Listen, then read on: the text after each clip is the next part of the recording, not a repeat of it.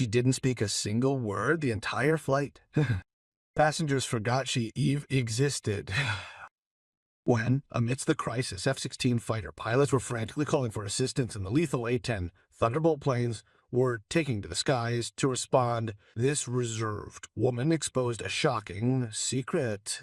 The military pilots were utterly speechless by her next action, an action that ultimately saved hundreds of lives.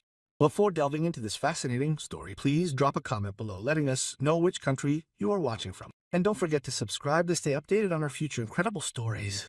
The woman in seat 17B hadn't spoken a single word since boarding 3 hours earlier. No noise escaped her lips throughout the entire flight, from the time they left Los Angeles until their arrival in Washington, D.C. Following her polite headshake, which she repeated 3 times, the flight attendants refrained from further questions regarding her needs. Sometime during their flight over Nevada, the businessman seated in 17A had given up on any attempts at making small talk. He simply sat there, looking out the window with eyes that seemed to reach far beyond the clouds, her hands folded calmly in her lap. Her entire appearance was so unassuming that you forgot about her a few minutes after first seeing her. Her name was Emma Walsh, but no one on the plane knew that. No one knew anything about her because she did everything she could to keep it that way. The flight attendants whispered in the aisle. The woman in 17B probably wanted complete peace and quiet. Maybe she was grieving, or simply preferred solitude.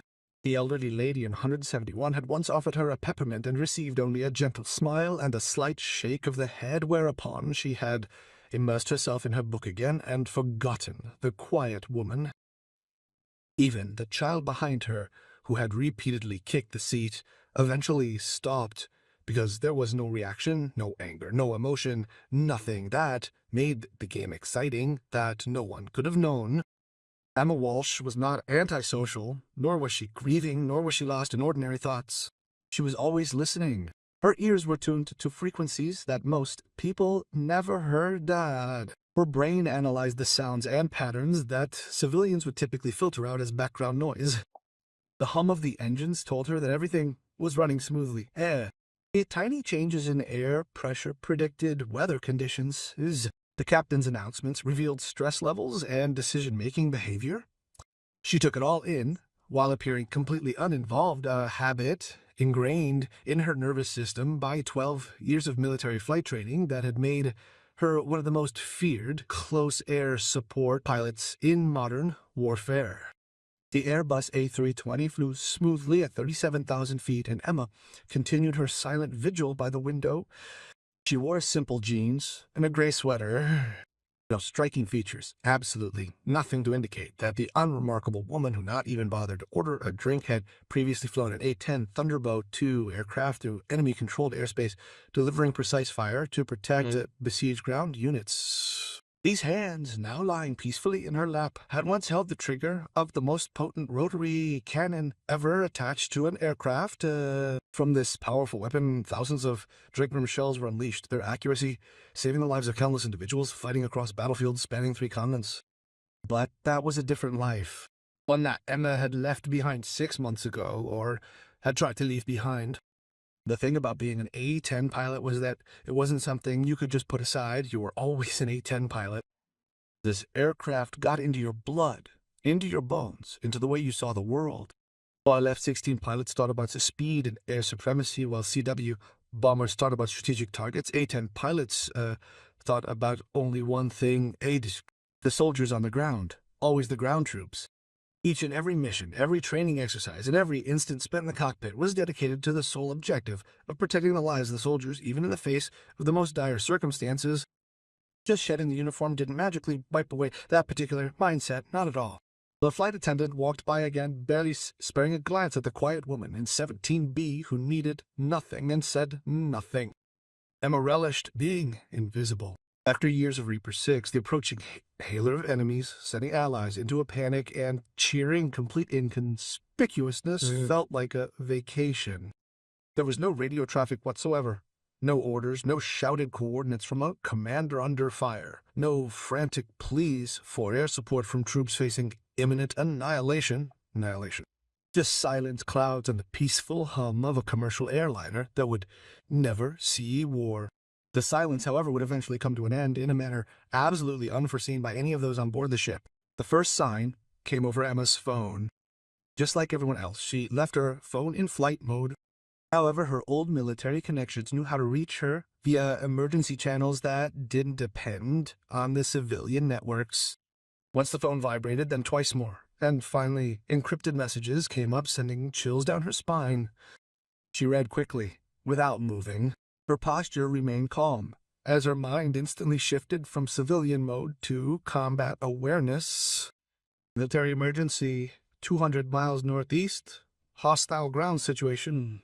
Civilian aircraft potentially in danger. F-16s dispatched to action. Possible mass casualty. All available tactical units mobilized. Emma's fingers glided across the screen, opening channels she was no longer officially allowed to access. But her former commanders had insisted she keep them just for cases like this. What she saw there made her understand why she had been contacted. The emergency was not only serious, it was exactly the kind of scenario for which F-16 pilots were not trained and which required the specialized experience of an A-10 Thunderbolt II pilot.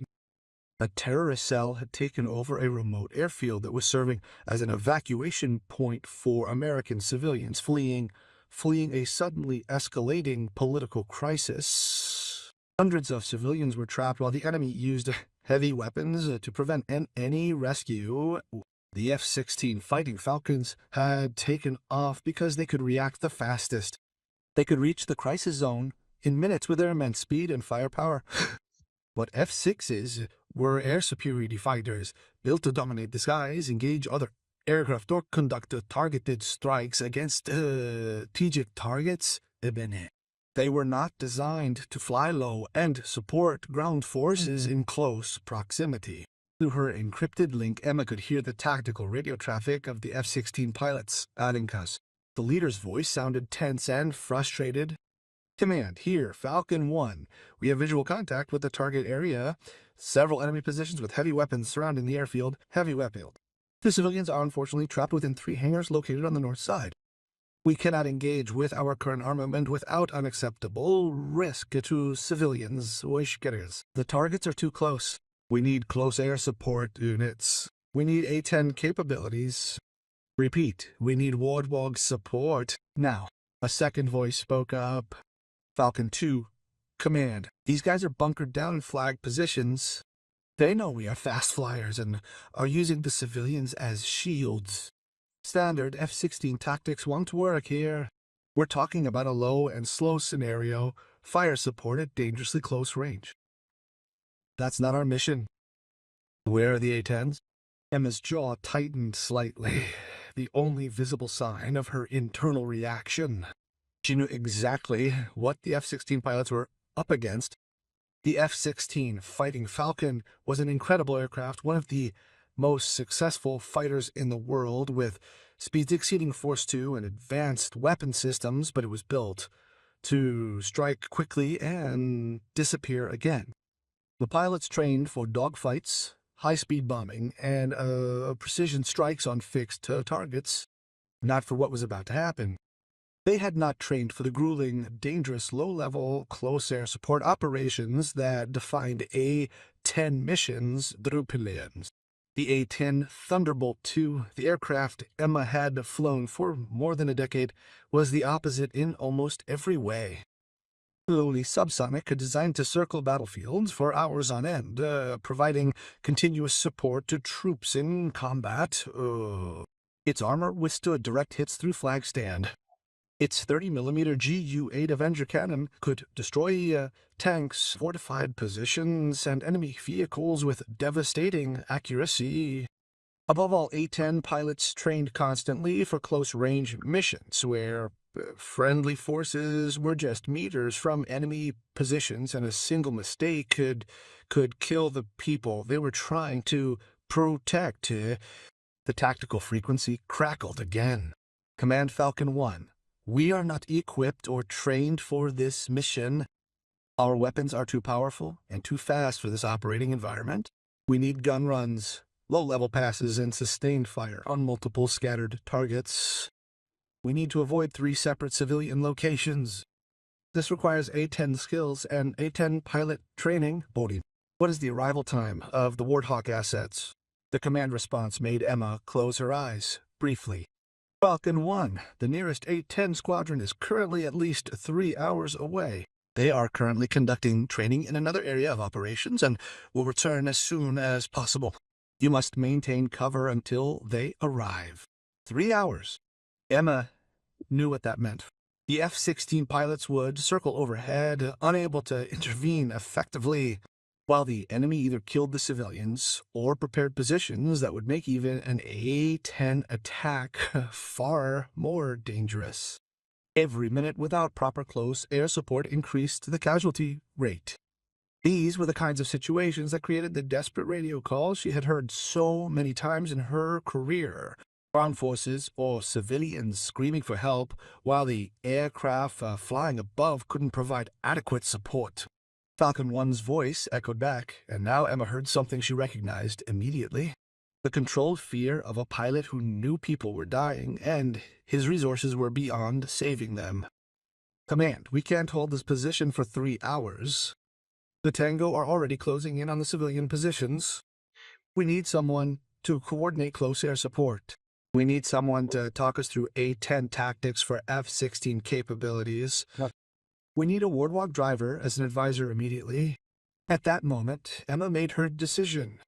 She unbuckled her seatbelt and stood up for the first time since takeoff, startling the business travelers in 17A who had forgotten she existed. She strode down the aisle with determination.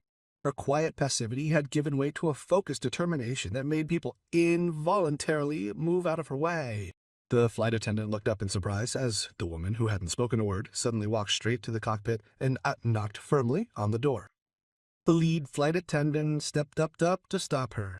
"Ma'am, you can be here. Please take your seat." Emma spoke for the first time. Her voice was calm but carried absolute authority. "I need to speak to the captain immediately. This is a national security emergency. I am a former military member and have information that is critical to an ongoing operation." The flight attendant's face went from anger to confusion and then to concern. She hesitated, something about the way this woman spoke, the absolute certainty in her voice, and the complete, seemingly instantaneous transformation from a silent passenger into a highly skilled military professional. "Ma'am, I don't understand what the emergency is." "There is a developing military crisis affecting the flight path of this aircraft and potentially our safety. I need to coordinate with the captain now. My name is Emma Walsh. Throughout my 12-year career, my call sign was Reaper 6. I spent those years flying A-10 Thunderbolt 2 close air support missions. Check with air traffic control. They will confirm that there is an active military emergency and my expertise is needed immediately." The captain had been listening at the door and now opened it. His expression showed skepticism mixed with curiosity. "I am Captain Anderson. You claim to be a military pilot. We have received no warnings that our flight path has been affected." Emma looked him in the eye with the serene stare of a person who had made crucial decisions, ones that directly affected survival at an altitude of 300 feet over enemy land. "Captain, you will receive those warnings in approximately 4 minutes when the military notifies all civilian aircraft of the danger zone. But I do not have 4 minutes. 20 kilometers northeast of this point, F-16 fighter aircraft are trying to help with the ongoing civilian rescue mission. And they are not trained for this mission. Without guidance from someone possessing experience with the A-10 aircraft, people will certainly die unless they adjust their tactics. I need access to military tactical frequencies immediately." Captain Anderson studied her for a long moment. With experience in Navy aviation behind him, before transferring to the world of civilian flying, he was able to pick up on the posture, the special vocabulary, and the total assurance of an individual who genuinely had what they said. "You mean it. You are, in fact, a fighter pilot." "I was. And right now, I am the only A-10 pilot within range who can help those F-16 pilots figure out how to save those civilians. I need your radio system, and I need it now." The captain made his decision. "Come in. Use whatever you need." He turned to his co-pilot. "Contact air traffic control. Confirm that there is a military emergency in the area she described." To Emma, he said, Our radio system can access military frequencies if you know the right channels. Emma was already moving, her hands flying over the radio controls with the ease of thousands of hours of training. Again, she keyed in the encrypted tactical frequency she had been monitoring on her phone. Suddenly, the cockpit filled with the sounds of F-16 pilots coordinating their increasingly desperate attempts to find a solution. Falcon 1 reported in. We have identified the primary threat positions, but we cannot engage without endangering civilians. The enemy has heavy machine guns and apparently shoulder-fired missiles in 3 different locations, all within 200 meters of the hangars where the civilians are trapped. Current standard attack profiles expose us and our allies to significantly heightened risks. Emma initiated the microphone, her voice cleanly sliced through the tactical cacophony with composure and authority. Falcon 1, Falcon 2, this is Reaper 6 reporting. I'm a former A-10 pilot and I've been following your situation closely. I'm available to provide assistance with close air support tactics tailored precisely to your skills and operational constraints. Requesting confirmation. A brief heavy silence fell over the tactical communications channel. Then Falcon 1 answered, his voice filled with desperate hope. Reaper 6, Falcon 1, receiving. Who are you, and where are you transmitting from? Falcon 1, I am currently seated on a commercial airliner. However, I possess access to military communication frequencies and 12 years of experience in A-10 close air support encompassing hundreds of missions carried out under conditions of imminent threat. I know you are not trained for this, but I can guide you. First, I need your current weapons and your altitude. Falcon 2 answered immediately. Reaper 6, this is Falcon 2. We have AM under 20s for air combat and 2 GBU 12P-way laser bombs each. We are at 15,000 feet of standard combat air patrol altitude, but these bombs are destructive. We cannot drop them near civilians. Emma's mind was already working tactically, seeing the problem from the perspective of an A-10 pilot. Neat. Falcon 2, you think like F-16 pilots, that is your training, but that will not work here. You have to think like a warhawk. Number 1. You guys need to get down. I understand that this conflicts with what you've learned about speed and altitude, but close air support demands visual identification and precise engagement techniques. You need to see exactly what you're shooting at. Falcon 1 replied. Uncertainty tinged his voice. Reaper 6, we are in an F-16. Low and low will get us into the firing range of those AA weapons. The A-10 has armor, we don't. Falcon 1, I understand your concern. But these enemies are using heavy machine guns and possibly shoulder-launched missiles, not radar-guided systems. The intended use is for attacking helicopters and slow-moving aircraft, not F-16s.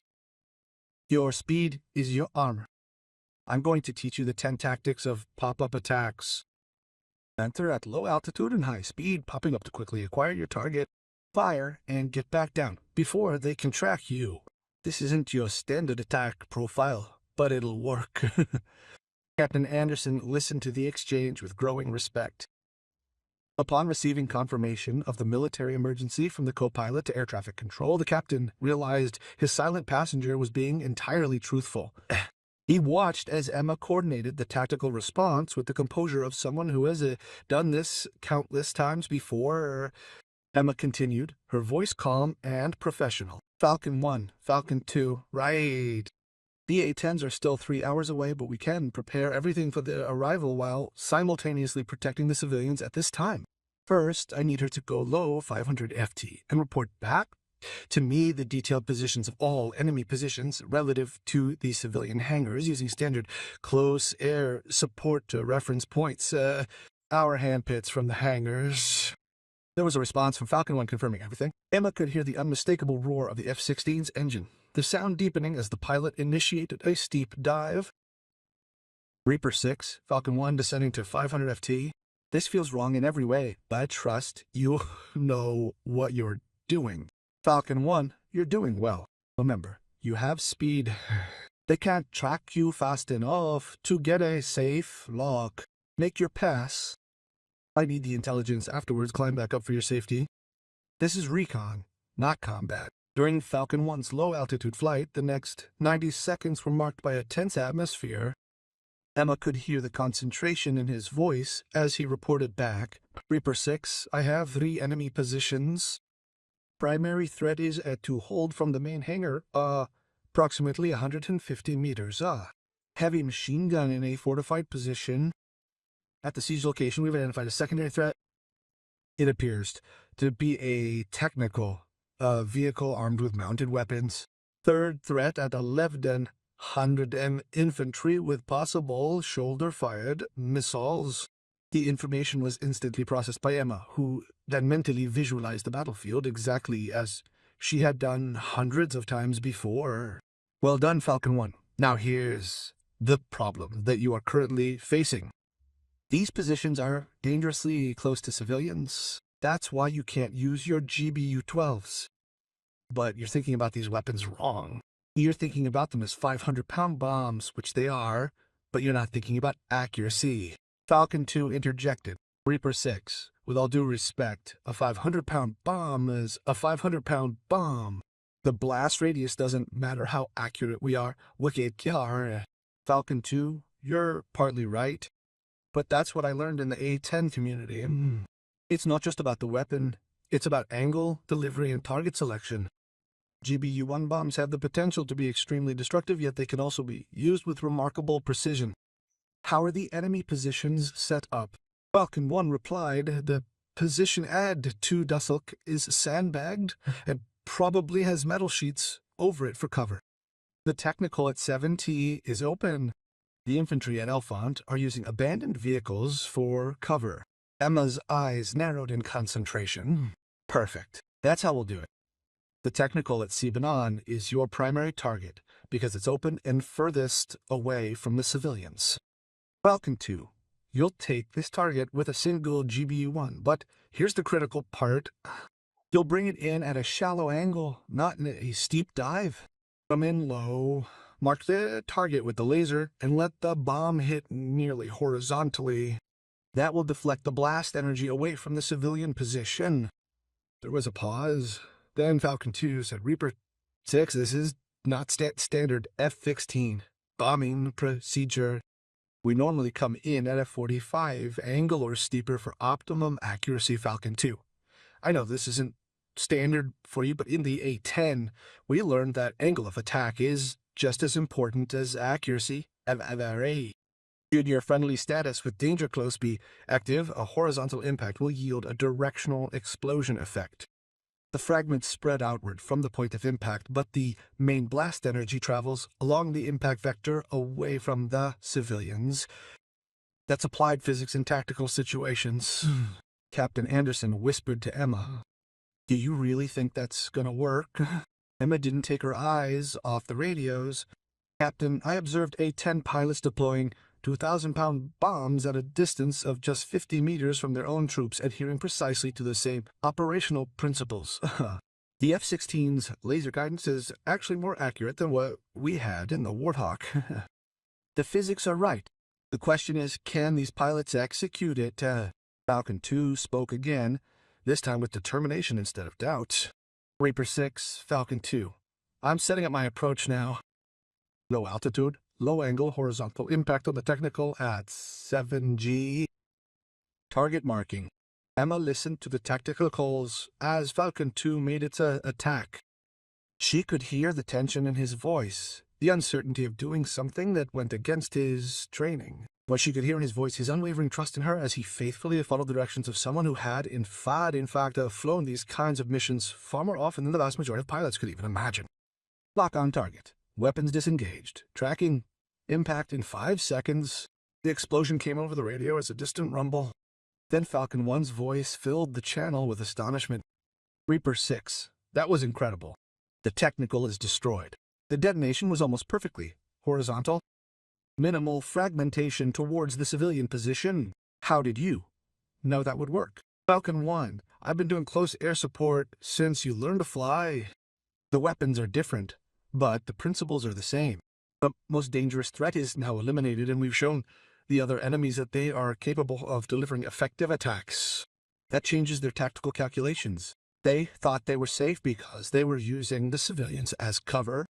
Now they know that's not the case. Falcon 2 added, Reaper 6, the remaining react to enemy positions. The infantry at 00 is moving away from the civilians, and the heavy machine gun at 2D has stopped firing. They are afraid. Emma allowed herself a small smile.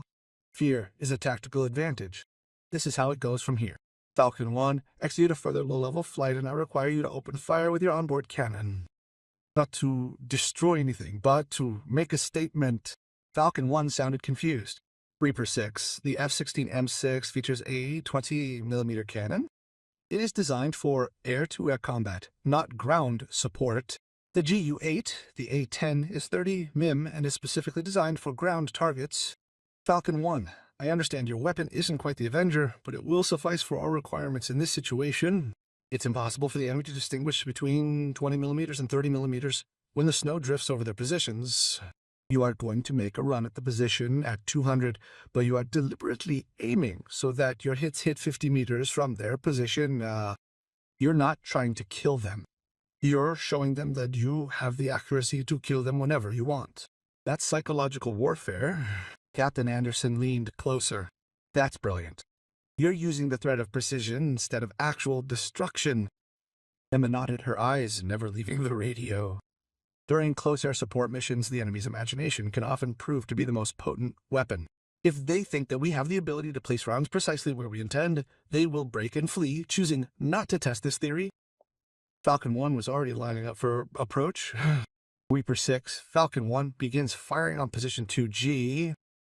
Low pass, 5 centimeters from target. Full burst of fire.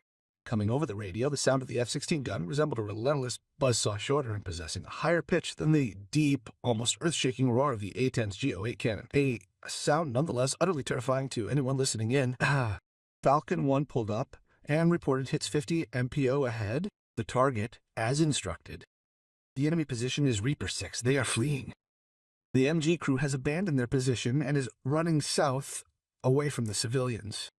Always felt the familiar satisfaction of a close air support mission that went exactly according to plan. Falcon 1, excellent execution. Now we have another enemy position at 11 o'clock. Infantry with possible shoulder-fired missiles. This remains your most perilous threat, as these missiles are capable of inflicting significant damage upon an F-16 aircraft. We will deal with them differently. What is the plan, Reaper 6? Falcon 2 asked.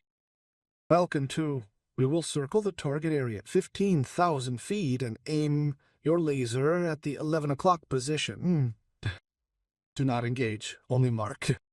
In the meantime, Falcon 1 will continue to operate at low altitude, and you will send a message over the radio on any frequency the enemy may be listening in on. What message? Falcon 1 asked immediately. Emma's voice hardened.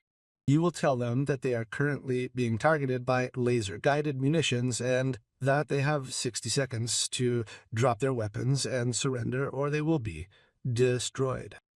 Tell them that these civilian positions are now under the protection of United States Air Force units and that any hostile action will result in an immediate and overwhelming response. Tell them that A-10 Thunderbolt II aircraft are approaching and that, if they are still in position when the Warhawks arrive, they will experience the full power of the GU-8 Avenger cannon. There was silence for a moment. Then Falcon said, too quietly, Reaper 6, you're also counting on the A-10's call to force them to surrender without them fighting. Falcon 2, I'll bet anyone who knows anything about military aviation understands that a ground battle against an A-10 is a death sentence. The Watog is famous the world over, and for good reason. Every army on Earth knows what this aircraft is capable of. The psychological impact of knowing the 10s are coming is worth more than actually shooting at those targets.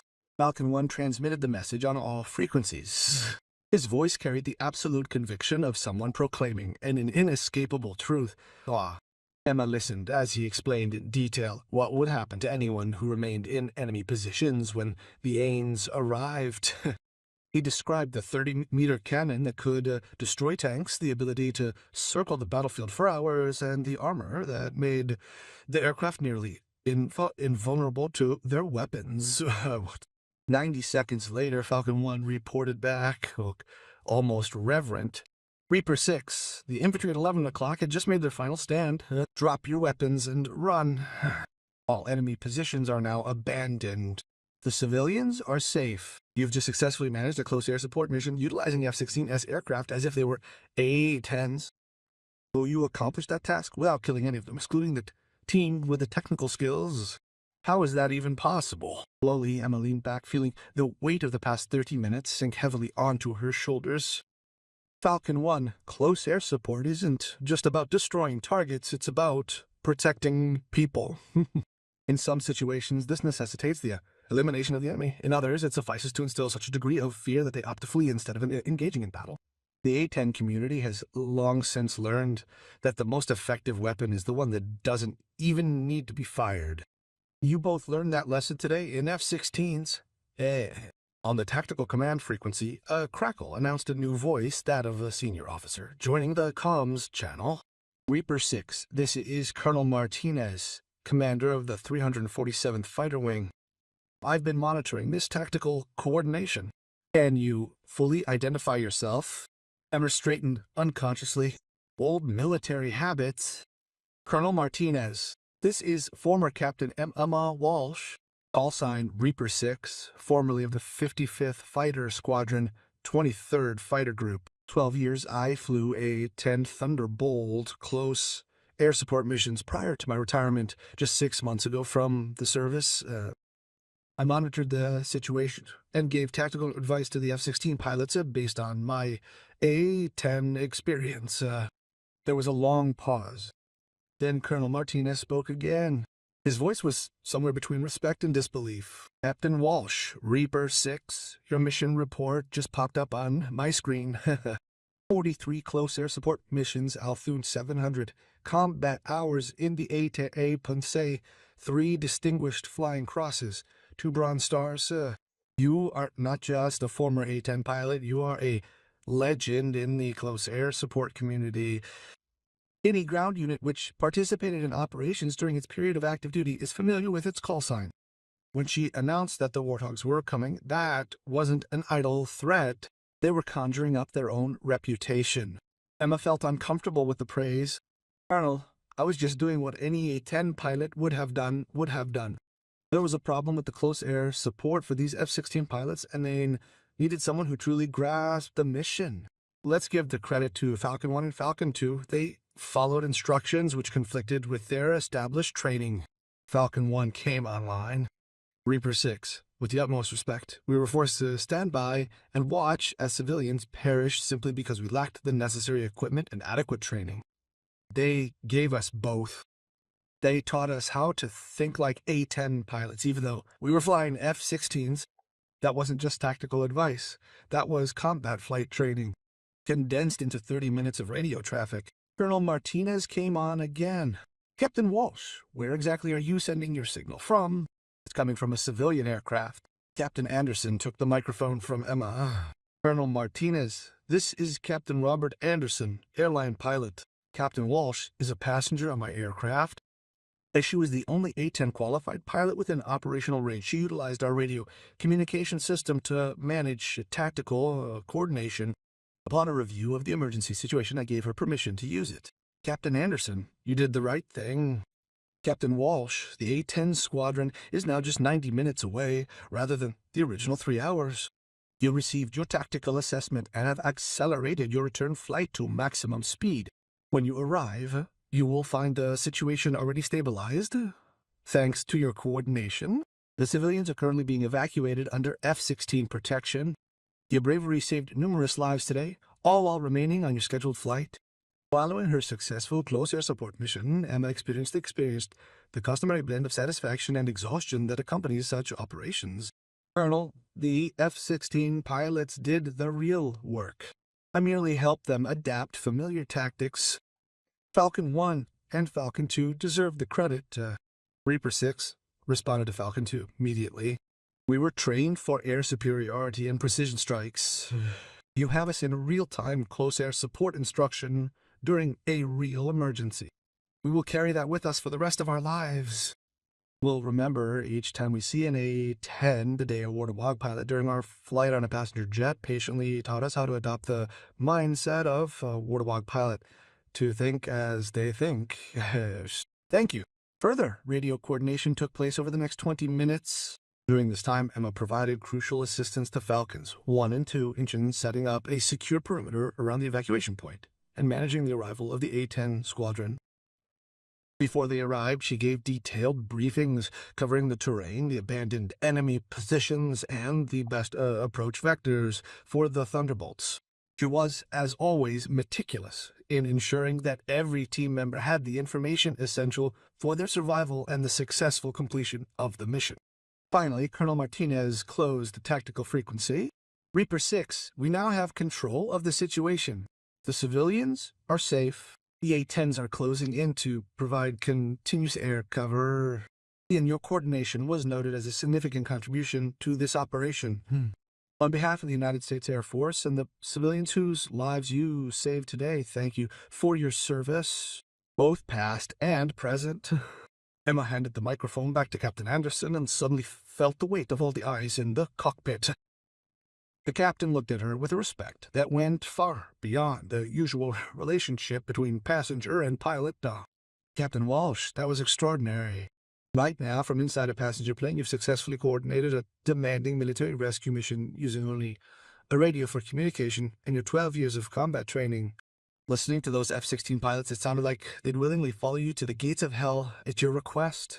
Captain Anderson, I appreciate what you said, but I was just doing what 10 pilots are trained to do. We are assisting people in need. Sometimes it's soldiers under fire. Sometimes it's civilians trapped by enemy forces. On occasion, F-16 pilots find themselves attempting a mission that falls outside the scope of their training. The aircraft doesn't matter. The principle remains the same. As Emma returned to her seat, she noticed that the entire cabin had fallen silent. After ignoring her for 3 long hours, the passengers now looked at her with expressions that seemed to hover somewhere between astonishment and profound respect. After failing repeatedly to get her attention, the businessman in seat 17A now pressed himself against the window pane to allow her easy passage, leaving his mouth slightly ajar. With white knuckles, the older woman in room 17C held onto her book. She had evidently overheard at least some of the radio traffic through the open cockpit door. Once seated, Emma buckled her seatbelt, striving to recapture the inconspicuousness she had diligently preserved during the flight's duration. But the atmosphere had changed completely. In hushed voices, the passengers shared fragmentary recollections of what they had heard or understood, these whispers spreading quietly from one row to the next. The flight attendants looked at him with a mixture of respect and bewilderment, uncertain how one should treat someone who had just saved lives by using the aircraft's communication system. The businessman finally found his voice. You are a military pilot, a fighter pilot. You actually coordinated a rescue mission from this plane. Emma turned directly to him for the first time since boarding. Formerly a military pilot, I am now nothing more than a passenger on my journey to Washington, D.C. Just a passenger, he repeated slowly. After remaining silent for 3 hours, you skillfully coordinated a military operation that successfully rescued civilians from the clutches of terrorists. The operation employed tactics completely unfamiliar to F-16 pilots. That's not just a passenger, that's something else entirely. The elderly lady leaned forward from 17C. My dear, I overheard some of what they were saying, something about A-10s and close air support. My grandson is in the military. He once told me that A-10 pilots are the ones soldiers pray for when they're in trouble. He said the sound of the A-cannon was the most beautiful sound in the world when you're surrounded by the enemy. Was that you? Were you one of those pilots? Emma felt the familiar conflict between the desire for anonymity and the need for the truth of her past to do justice. Yes, Mom, I flew A-10s for 2 years. Close air support was my mission, supporting ground troops in contact with the enemy. The old lady's eyes filled with tears. My grandson was in Afghanistan. He shared a story of an operation where his unit found itself encircled and needed help from the outside. An A-10 came in so low and so accurately that the enemy fled. That pilot saved his entire unit. He never mentioned her call sign to me, but he stated unequivocally that he would never forget that day. Was that the kind of mission you flew? Yes, Mom, that was my job. Many times, Mrs. Ev reached across the seat and took Emma's hand, squeezing it gently. Then thank you. Thank you for my grandson. I am very grateful to all the soldiers who successfully brought her home safely. Thank you for being willing to fly into danger to protect people they had never met. Emma felt her throat tighten. That was why she had left the army, why she had sought anon ibis. There were times when the weight of gratitude proved more difficult to bear than the weight of responsibility. You're welcome, ma'am. It was an honor to serve. Over the next hour, Emma patiently and quietly answered questions from passengers nearby who had overheard their earlier conversation. She clarified the role of an A-10 aircraft, the concept of close air support, and why the F-16 pilots required her assistance for the specific mission at hand. Her answers remained matter-of-fact and simple. She eschewed all dramatic embellishments that might have presented her service as more heroic than it felt to her personally. All aboard understood, of course, that something out of the ordinary had been taking place on this flight. The seemingly unassuming woman in C-17B had, in a remarkably understated manner, managed the coordination of a full military operation, all while others were occupied with watching movies or asleep. Just as the plane started its descent towards Washington, D.C., Captain Anderson gave an announcement over the intercom. Ladies and gentlemen, this is your captain. I wish to inform you that throughout our flight we had the distinct honor and privilege of welcoming a highly decorated military veteran aboard. This individual played a crucial role in the tactical coordination of a military rescue operation resulting in the saving of civilian lives. I can't give you any details regarding mission safety, but you should know that your safety and that of others was in the best of hands today. On behalf of the crew and all passengers, we thank this individual for his service to our nation. The cabin erupted in spontaneous applause. As Emma saw a large number of passengers join her, she felt the blood rush to her cheeks. Most of them had already figured out who the captain was talking about. She nodded politely, but said nothing, maintaining the quiet dignity that had defined her military career. As the plane landed and taxied to the gate, Emma saw something that took her breath away. Situated on the airport's military section, 2 F-16 Fighting Falcons were visible. Next to them, their engines still hot from high-speed flight, were 4 A-10 Thunderbolt IIs. Their distinctive twin engines and straight wings were unmistakable, even from a distance. After concluding their operation, the Warthogs had successfully made their way back to the base. Captain Anderson spoke one last time over the intercom. Captain Walsh, please remain seated after landing. We have a special arrival procedures for you. A feeling of both anticipation and uncertainty washed over Emma as she watched the remaining passengers leave the aircraft. Many shook her hand or thanked her personally. When the cabin was finally empty, Captain Anderson stepped out of the cockpit and gestured toward the door. Captain Walsh, there are some people waiting outside who would like to meet you. Emma walked to the door and stopped. There were 6 pilots, both male and female, wearing flight suits on the departure gate. On 2 individuals were seen the insignia of an F-16 squadron, while 4 others wore the distinctive patches representing an A-10 unit emblazoned with the fearsome Warthog emblem that had made the aircraft famous. Standing before them was a colonel with silver eagles on his shoulders. Colonel Martinez stepped forward and saluted. Emma instinctively returned the salute, even though she was in civilian clothes. Captain Walsh, Reaper 6, let me express on behalf of the United States Air Force and the grateful civilians you rescued today my deepest and most sincere gratitude for your actions.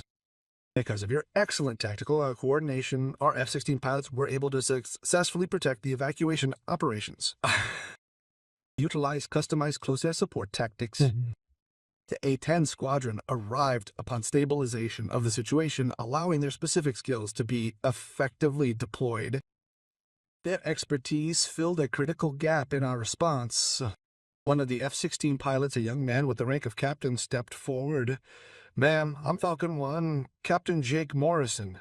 I just wanted to shake your hand and say that in 30 minutes you taught me more about close air support than I learned in all my tactical training. You helped me save lives with an aircraft that was never designed for this mission. I'll never forget that. The second FC-16 pilot, also a captain, added, quote, you were right about everything about the angles, the psychology, the tactics.